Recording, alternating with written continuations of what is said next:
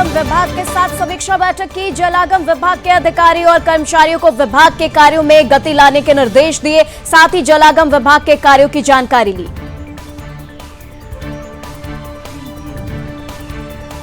CM Dhami के केदारनाथ यात्रा मार्ग को सुचारू करने के निर्देश, कहा 1 सप्ताह में सुचारू हो जाएगा केदारनाथ यात्रा मार्ग। लैंडस्लाइड से केदारनाथ पैदल यात्रा मार्ग हुआ था बाधित।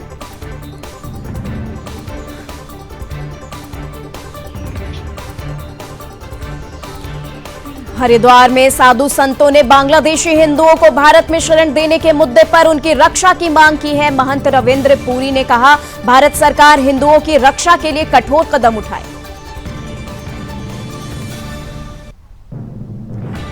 हल्द्वानी नैनीताल रोड में नहीं खड़ी होंगी प्राइवेट बसें। आरटीओ दफ्तर में परिवहन प्रशासन की बैठक में लिया गया फैसला। बड़े वाहनों की पार्किंग को हटाने के लिए दिया 7 दिन का अल्टीमेटम।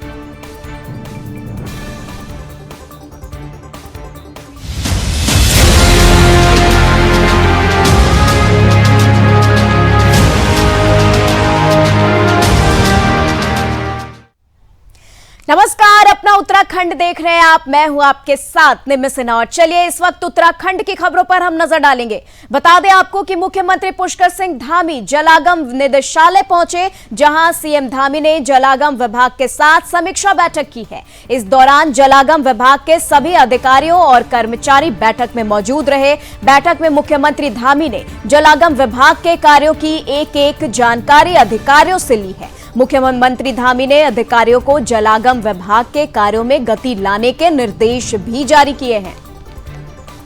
तो बता दें आपको कि उत्तराखंड में सीएम धामी ने देहरादून में जलागम विभाग के साथ समीक्षा बैठक की है। इस दौरान जलागम विभाग के अधिकारी और कर्मचारी भी मौजूद रहे। वहीं अधिकारियों से जलागम विभाग के कार्यों की जानकारी ली गई। जलागम विभाग के कार्यों में गति लाने के निर्देश भी जारी किए गए हैं।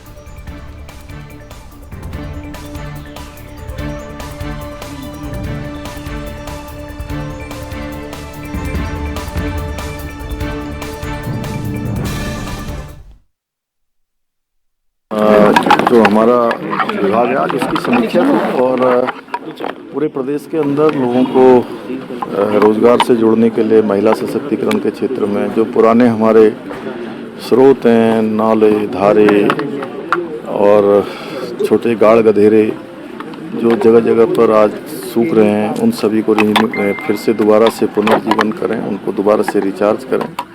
और जो हमारे ग्रामीण क्षेत्र हैं और वाइब्रेंट विलेज हैं, उन सभी गाँवों को भी जो है जलागम विभाग अपनी योजना में लेकर उन गाँवों के विकास के लिए भी विशेष रूप से ध्यान देगा। टारगेट बेस्ड समयबद्ध कुछ कार्यक्रम बनेंगे, जिसमें 2 नदियां जो सूख चुकी हैं उनको फिर से पुनर्जीवित करने पर काम होगा। ऐसे बहुत सारे स्रोत जो सूख गए हैं उन सभी को पुनर्जीवन के लिए भी काम होगा। और वाटर सेट और तमाम प्रकार की जो योजनाएं आज राज्य के अंदर चल रही हैं उनको और प्रभावी तरीके से धरातल पर उतारा जाएगा। बहुत महत्वपूर्ण बैठक थी और सबसे पहले तो मैं मुख्यमंत्री जी को धन्यवाद देना चाहता हूं जो इस कैंपस में पधारे। ये पहली बार है कि इस कैंपस में मुख्यमंत्री, चीफ सेक्रेटरी और सारे जो है हमारे जितने भी अधिकारीगण थे सब आए और बड़ी सौहार्दपूर्ण वातावरण के अंदर बैठक हुई। और इसके अंदर जो ग्रीन हाउस गैसेज हैं उनको कम करने के लिए विचार विमर्श किया गया जो हैं, और निश्चित रूप में आगे कैसे इनकम बढ़े हमारे गांव वालों की, उस पर जो है विचार किया गया। सहारा का जो प्रोजेक्ट है उसके बारे में पूरी विस्तृत जानकारी हमको मिली है और ये बहुत बड़ा प्रोजेक्ट है, 1000 करोड़ से ऊपर का प्रोजेक्ट है और इससे उत्तराखंड को बड़ा लाभ मिलने वाला है। रिवर रिजुविनेशन के लिए यहाँ पर चर्चा की गई कि कैसे अपने नदियों को फिर से हम पुनर्जीवित करें जो आज समाप्त हो चुकी हैं, उससे हमारे सोते जो हैं फिर से उनका रिजुविनेशन होगा। तो ये बहुत आवश्यक है कि पहाड़ में रहने वाले लोगों के लिए पानी मिले, उनके नौले चाल खाल जो हैं फिर से पुनर्जीवित हों।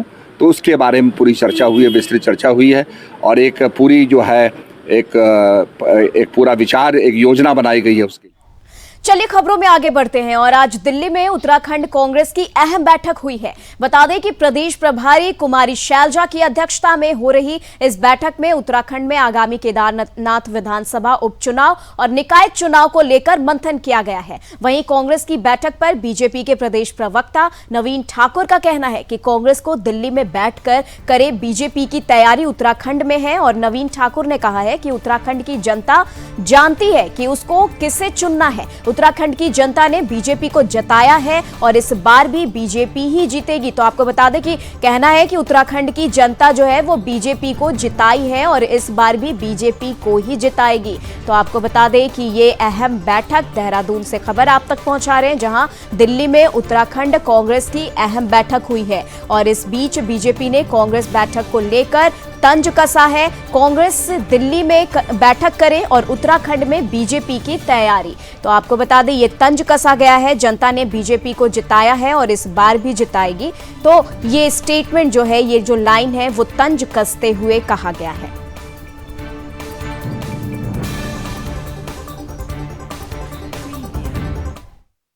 निकाय चुनाव भी है, आगे 2027 में विधानसभा चुनाव भी है। तो आप देखिए, उनको दिल्ली में बैठक करने दीजिए। हमारी तैयारी उत्तराखंड में है और उत्तराखंड की जनता जानती है किसे चुनना है। उत्तराखंड की जनता ने 2014 के बाद लगातार जो है भारतीय जनता पार्टी को उत्तराखंड में, चाहे निकाय के चुनाव रहे हों, चाहे विधानसभा के चुनाव रहे हों, चाहे लोकसभा के चुनाव रहे हों, भारतीय जनता पार्टी को अपना प्यार, समर्थन और आशीर्वाद दिया है और अगले निकाय चुनाव में भी भारतीय जनता पार्टी को ही इस प्रदेश की जनता अपना। चलिए अब केदारनाथ यात्रा के बारे में बात कर लें, जहां की केदारनाथ यात्रा मार्ग अगले एक सप्ताह में सुचारू हो जाएगा। जहां बता दें इसको लेकर काफी तेजी से काम चल रहा है। बता दें कि बीते 31 जुलाई की रात को केदारनाथ पैदल यात्रा मार्ग पर भारी बारिश के कारण लैंडस्लाइड हुआ था। ये लैंडस्लाइड पूरे यात्रा मार्ग पर कई जगह पर हुआ। इनमें राष्ट्रीय राजमार्ग का 150 मीटर हिस्सा पूरी तरह बह गया। इसके साथ ही कई जगहों पर बोल्डर भी गिरने से यात्रा मार्ग बाधित हुआ है। वहीं पीडब्ल्यूडी सचिव पंकज पांडे ने बताया है कि पूरे प्रदेश में तमाम जगहों पर भारी बारिश के चलते मार्ग बाधित होने की घटनाएं सामने आई है। कई जगह नेशनल हाईवे, स्टेट हाईवे और जिला मार्ग बाधित हुए हैं। सभी को सुचारू करने का प्रयास तेजी के साथ किया जा रहा है। केदारनाथ यात्रा मार्ग को सुचारू करने के लिए मुख्यमंत्री पुष्कर सिंह धामी ने निर्देश भी जारी किए हैं। एक सप्ताह के अंदर मार्ग को सुचारू कर दिया जाए, ये सीएम धामी का निर्देश है।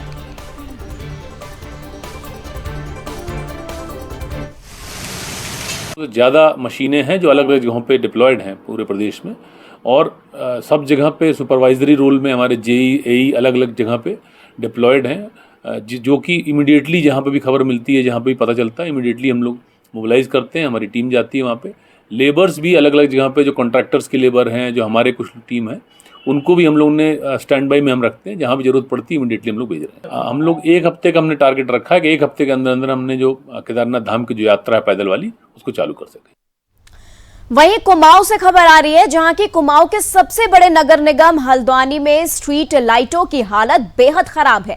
नगर निगम के 60 वार्ड में कराए गए सर्वे में 4300 स्ट्रीट लाइट खराब पाई गई। पिछले लंबे समय से वार्डन के जनप्रतिनिधि लगातार नगर निगम में प्रदर्शन कर स्ट्रीट लाइटों को ठीक करने की मांग उठा रहे हैं। इसके बाद भी नगर निगम द्वारा खराब स्ट्रीट लाइटों का सर्वे कराया गया, जिसमें 35,000 स्ट्रीट लाइटों में से 4300 स्ट्रीट लाइट पूरी तरह खराब पाई गई। मुख्य नगर आयुक्त विशाल मिश्रा का कहना है कि सर्वे के काम को पूरा किया गया है और अब 15 दिन के भीतर अभियान चलाकर इन खराब स्ट्रीट लाइटों को सुधारने का काम किया जाएगा और यह कोशिश की जाएगी कि स्ट्रीट लाइटों के खराब होने का सिलसिला बेहद कम हो, ताकि रिपेयरिंग का काम भी चलता रहे और स्ट्रीट लाइट भी ठीक होता रहे। लगभग पूरे शहर में 35,000 के आसपास स्ट्रीट लाइटें इंस्टॉल की जा चुकी हैं और उसमें से लगभग 4300 हमारी स्ट्रीट लाइट्स ख़राब हैं और अगले 15 दिन में, चूंकि ये सूची हमारे पास वार्ड वाइज है कि किस वार्ड में कितनी लाइटें ख़राब हैं, तो नेक्स्ट 15 डेज़ में एक मुहिम चला करके मिशन मोड में इन सभी लाइट्स को ठीक किया जाएगा। और इसके अलावा ये भी प्रयास किया जा रहा है कि आने वाले समय में इतनी भारी संख्या में स्ट्रीट लाइट दोबारा ख़राब ना हो, उसके लिए क्या किया सकता है। चूँकि बरसात का सीज़न है तो कई बार हाई वोल्टेज के कारण, अर्थिंग न मिलने के कारण, कार्बन आने के कारण, कई बार आंधी तूफान में तार टूट जाते हैं, तो कतिपय बहुत सारे कारण हैं जिसके कारण स्ट्रीट लाइटें ख़राब हो रही हैं। प्रयास किया जाएगा कि नंबर ऑफ स्ट्रीट लाइट जो एट ए टाइम खराब होती है।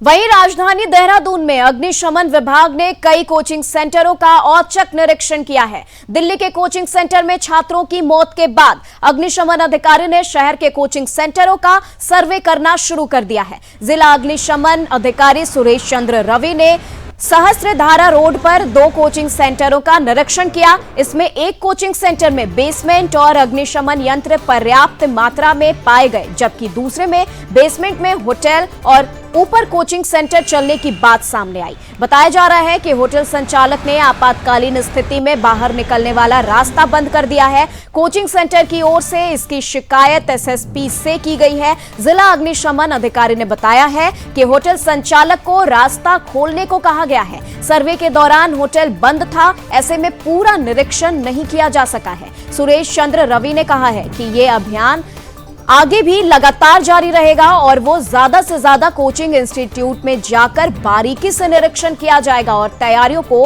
परखा जाएगा।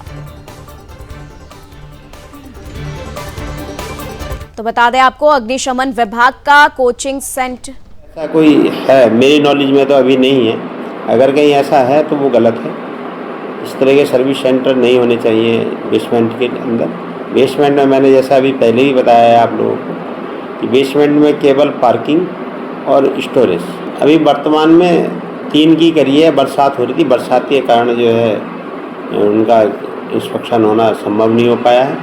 और आज मेरा पूरा प्लान है, जितने मैक्सिमम इंस्पेक्शन आज होंगे वो करे जाएंगे और अग्निशमन व्यवस्थाएं या जैसे बेसमेंट वगैरह उसमें बने हुए हैं उन बेसमेंटों के बारे में भी उनको आवश्यक जानकारी दी जाएगी और उसी प्रकार के उनको नोटिस जारी किए जाएंगे। किसी भी प्रकार की एक्टिविटी बेसमेंट में नहीं हो सकती है। बेसमेंट केवल पार्किंग या स्टोरेज के लिए बनाया जाता है, अन्यथा उसके अंदर कोई किसी प्रकार का प्रायोजन नहीं किया जाएगा। अभी हमारे पास काउंटिंग तो मैं नहीं कह सकता कितने हैं, लगभग 100 के करीब तो होंगे, बट बीच बीच में इनको हमारे द्वारा नोटिस जारी किए भी जाते रहे हैं।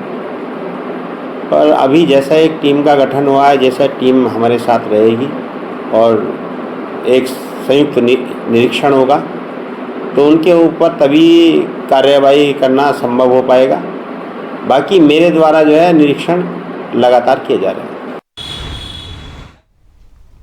वहीं अखिल भारतीय अखाड़ा परिषद ने बांग्लादेश में हिंदुओं पर हो रहे हमले पर गहरी चिंता व्यक्त की है और केंद्र सरकार से इस मामले में दखल करने की मांग भी की है। बता दें कि साधु संतों का कहना है कि पहले तो केंद्र सरकार को वहां पर हिंदुओं पर हो रहे हमलों को रोकने के लिए कूटनीतिक रूप से पहल करनी चाहिए और यदि वहां पर हिंदुओं पर हमले नहीं रुकते तो वहां के हिंदुओं को भारत में शरण देने के लिए योजना बनानी चाहिए। उन्होंने ये भी कहा कि भारत ने बांग्लादेश बनाया है और भारत के खिलाफ वहां पर जो माहौल है वो चिंताजनक है। अखिल भारतीय अखाड़ा परिषद के राष्ट्रीय अध्यक्ष और महानिर्वाणी पंचायती अखाड़ा के सचिव महंत रविंद्र पुरी महाराज ने कहा कि अखाड़ा परिषद बांग्लादेश में हिंदुओं पर हो रहे हैं हमलों की कठोर शब्दों में निंदा करते हैं और इस मामले में वो केंद्र सरकार के साथ हैं। उन्होंने कहा कि केंद्र सरकार को इस बारे में कठोर कदम उठानी चाहिए। आगे उन्होंने कहा है कि अखाड़ा परिषद केंद्र सरकार के कुछ साल पहले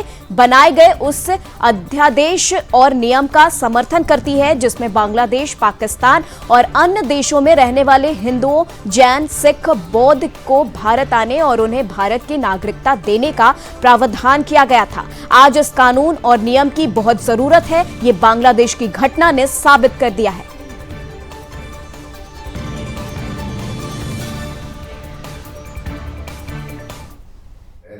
उनके खिलाफ जो अत्याचार हो रहा है मैं उसकी भारत सरकार को इस पर जो है कूटनीतिक तौर पे जो विदेश नीति है कहीं न कहीं लगता है मुझे कि हमारी इंटेलिजेंस फेलियर है ये, क्योंकि इस प्रकार की इतनी बड़ी घटना घट गई और किसी को मालूम नहीं है। इंदिरा गांधी जी ने 1971 में बांग्लादेश बनाया, भारत की अहम भूमिका और आज सारा बांग्लादेश का जो यूथ है या वहाँ की जो राजनीतिक पार्टियाँ हैं, एक पार्टी को छोड़कर सभी भारत के खिलाफ जहर उगल रहे। इसका कारण क्या है? नंबर 2, जो सनातन धर्मावलंबी हिंदू धर्म से संबंधित जो हमारे भाई बहन वहाँ रह रहे हैं उनके खिलाफ जो अत्याचार हो रहा है मैं उसकी निंदा करता हूँ और बांग्लादेश की जो सैन्य शासन है उनसे भी मैं अपील करता हूँ कि इस पर तत्काल जो है कठोर कार्रवाई करें और भारत सरकार को भी इसके साथ में जो कठोरता से पेश आना चाहिए। स्ट्रिक्टली उनको कहना चाहिए कि इस प्रकार अगर हमारे यहाँ जो मूल निवासी हैं लोग, क्योंकि पश्चिम बंगाल का एक भाग रहा बांग्लादेश और आज की जो परिस्थितियां हैं, क्योंकि भारत के चारों तरफ इस प्रकार की स्थितियां बनती जा रही है कि मिनी पाकिस्तान बन जाएगा अगर सरकार ने वहाँ अभी ध्यान नहीं दिया। हमारी इंटेलिजेंस फेलियर है। वहीं खबर हल्द्वानी से, बता दें हल्द्वानी कुमाऊं का सबसे बड़ा नगर निगम है। यहां की आबादी लगभग 4 लाख है और रोजाना लाखों क्विंटल कूड़ा शहर से निकलता है, लेकिन नगर निगम की बेहतर व्यवस्था न होने के कारण ये कूड़ा, बता दें आपको, ये जो कूड़ा है वो टचिंग ग्राउंड में सही से निस्तारित नहीं हो पा रहा है। ये समस्या बताई गई है। यही वजह है कि कूड़े का ढेर बढ़ते बढ़ते इतना ज्यादा हो गया है कि राष्ट्रीय राजमार्ग पर भी गिरने लगा है। रामपुर काठगोदाम राष्ट्रीय राजमार्ग में हल्द्वानी आंवला चौकी के पास बने टचिंग ग्राउंड से कूड़ा न सिर्फ हाईवे तक आ रहा है, बल्कि भारी दुर्गंध से आसपास के इलाके का बुरा हाल है। इसका असर पहाड़ जाने वाले पर्यटकों पर भी पड़ता है, लेकिन सालों से यही समस्या होने के बाद भी नगर निगम आज तक इसका स्थायी समाधान नहीं ढूंढ पाया है। हालांकि मुख्य नगर आयुक्त विशाल मिश्रा का कहना है कि बरसात के समय कूड़ा गीला होने की वजह से कूड़े की गाड़ियां टचिंग ग्राउंड के भीतर नहीं जा पाती, इसलिए ऐसे हालात हैं जिसे जल्द ठीक कर लिया जाएगा।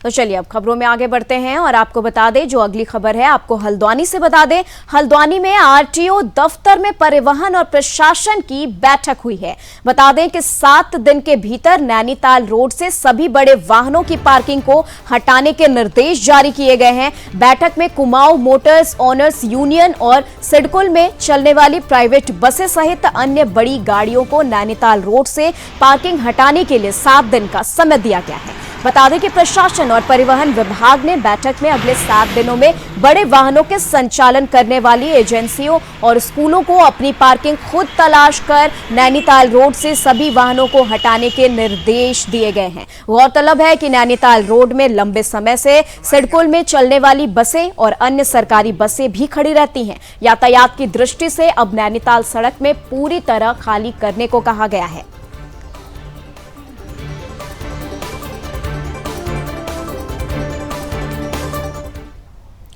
तो चलिए अब खबरों में आगे बढ़ते हैं और आपको बता दें कि एक पेड़ मां के नाम कार्यक्रम के तहत प्रदेश के कैबिनेट मंत्री सौरभ बहुगुणा ने पौड़ी के रांसी मैदान पहुंचकर कई प्रजाति के पौधों का रोपण किया है। और सौरभ बहुगुणा ने बताया है कि कार्यक्रम के समन्वय के रूप में उन्हें पौड़ी जिले का प्रभारी बनाया गया है। उन्होंने पौड़ी के रांसी मैदान से पहले श्रीनगर और भिताई में वृक्षारोपण किया। पौड़ी पहुंचकर उन्होंने अपने दादा हेमवती नंदन बहुगुणा की मूर्ति पर माल्यार्पण भी किया, जिसके बाद रांसी मैदान में वन विभाग के कर्मचारियों, अधिकारियों और बीजेपी से जुड़े कार्यकर्ताओं को एक साथ एक पेड़ मां के नाम अभियान पर लगाया गया है। सभी लोगों से अपील की गई है कि इस धरती को मां की रक्षा के लिए सबसे जरूरी है कि हम अधिक से अधिक पेड़ों को लगाएं और इन पेड़ों की सुरक्षा भी करें।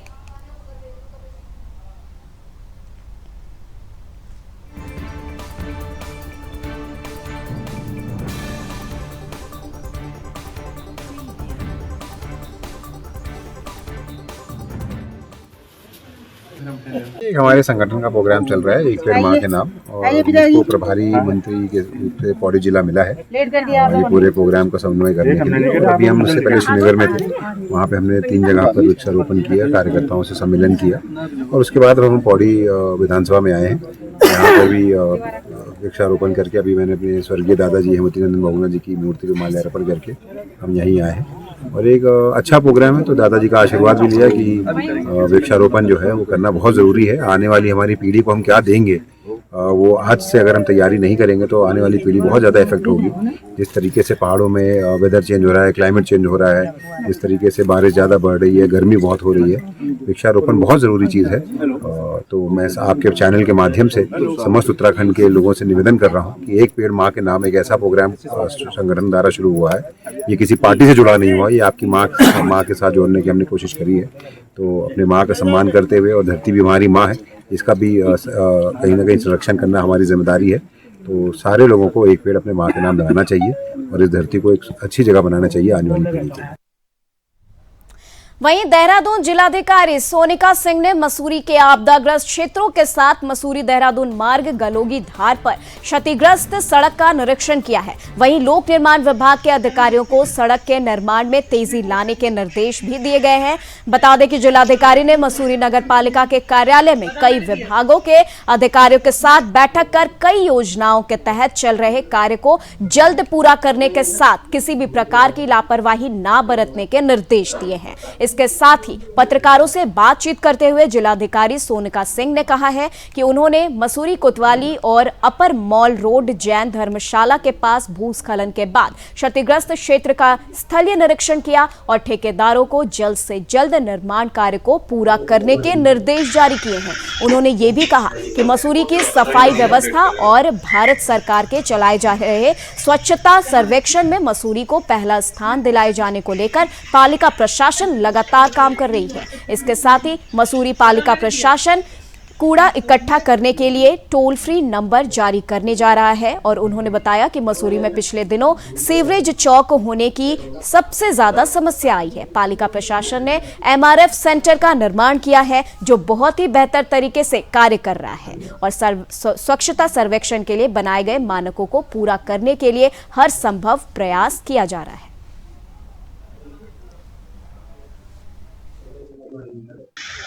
आज सबसे पहले तो यहाँ पे जो थोड़ा नुकसान हुआ है बरसात की वजह से, चाहे मॉल रोड हो गया या हमारे निगम के पालिका के ऑफिस के साइड में जो पुश्ता डहा है वो हो गया, गुलोगी का एरिया हो गया, वो सब इंस्पेक्ट किया गया और जल्द से जल्द यहाँ कार्य पूर्ण करने के इंस्ट्रक्शन दिए गए हैं जो कंसर्न लाइन डिपार्टमेंट है उनको।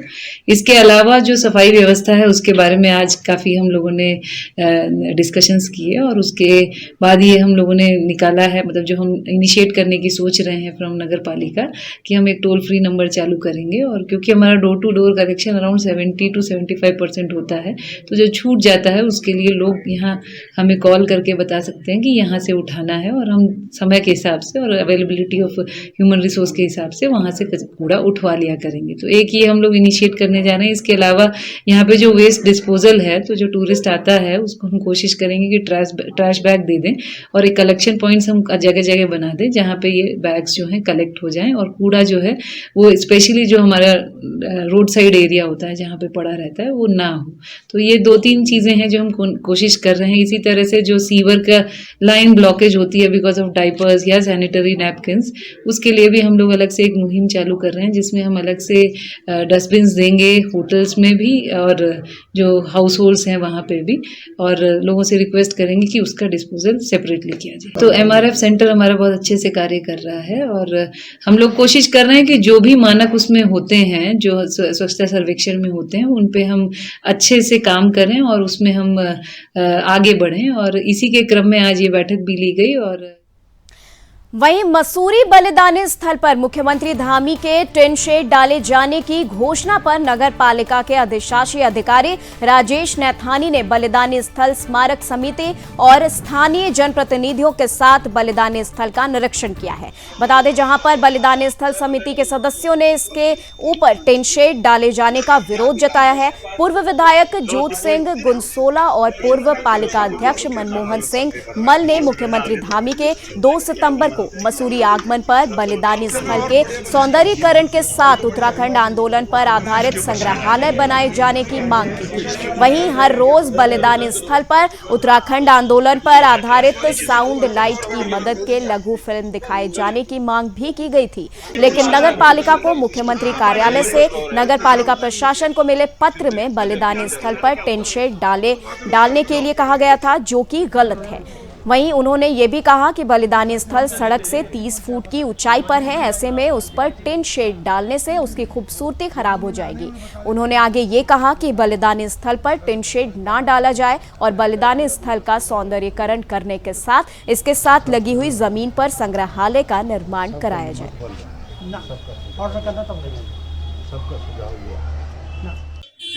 अभी कल ही हमारे पास एक जीओ आया है कि मसूरी शहीद स्मारक पे सेट का निर्माण किया जाना है। क्योंकि ये हमारी नॉलेज में नहीं था, पहले कोई अन्य विभाग इस काम को देख रहा था, और कल जब लेटर मिला तो आज मेरे द्वारा यहाँ पे जो शहीद स्थल समिति है उनके सदस्यों उनको कहा गया, तो उनके द्वारा आज कहा गया कि जूनागढ़ पे निरीक्षण कर लेंगे। लेकिन जो समिति का मानना है कि उनका ये है कि हमने जो घोषणा करवाई थी वो संग्रहालय के लिए करवाई थी, जबकि ये केवल टिन शेड के लिए आया है।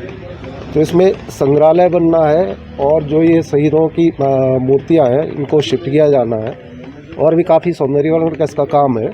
और उस संग्रहालय की घोषणा विगत 2 सितंबर 1923 में भी की गई थी, जिसमें नगर पालिका के द्वारा कहा गया था कि हमारे द्वारा ये जो शहीद स्थल है इसके लगे हुए क्षेत्र में जो है हम एक संग्रहालय बनाएंगे।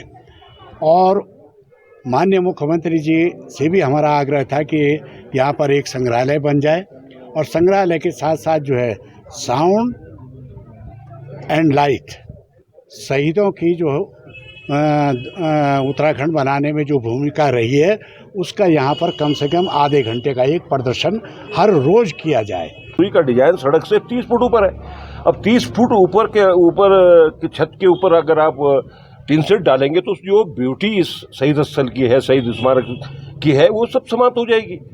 वो उसको गलत तरीके से इन्होंने उसको वो ले लिया है, क्योंकि जो उस दिन जिस तरह से माननीय मुख्यमंत्री जी यहाँ पे घोषणा की थी टिन शेड की और जो यहाँ पे संग्रहालय बनना था, लेकिन समिति द्वारा और आम जनमानस का ये कहना है कि यहाँ पे जो इसका स्वरूप है वो ऐसे रहना चाहिए, शेड डालकर इसका स्वरूप बिगड़ जाएगा।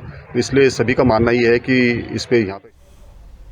तो चलिए खबरों में आगे बढ़ते हैं और देहरादून के महाराणा प्रताप स्पोर्ट्स कॉलेज में बने एकमात्र इंडोर रिंक का जिम्मा अब सरकार ने अपने पास ले लिया है। इससे पहले एक निजी कंपनी इसका संचालन कर रही थी। 13 साल से बदहाल पड़े साउथ ईस्टर्न एशिया के एकमात्र आइस स्केटिंग रिंक के खुलने की उम्मीद जगी है और इस खेल विभाग के सकारात्मक कदम के रूप में देखा जा रहा है। बता दें आपको कि 2011 में south eastern Asian winter games के लिए 80 करोड़ की लागत से इस आइस स्केटिंग रिंक को बनाया गया था। इस प्रतियोगिता में भारत के अलावा पाकिस्तान, भूटान, नेपाल, मालदीव, श्रीलंका ने हिस्सा लिया था। सिर्फ एक आयोजन के बाद यहां ना कोई प्रतियोगिता हुई और न ही यहां कोई खिलाड़ी अभ्यास करता है। ऐसे में राष्ट्रीय और अंतर्राष्ट्रीय आयोजन के लिए बने इस रिंक का लाभ खिलाड़ियों को नहीं मिल पा रहा था।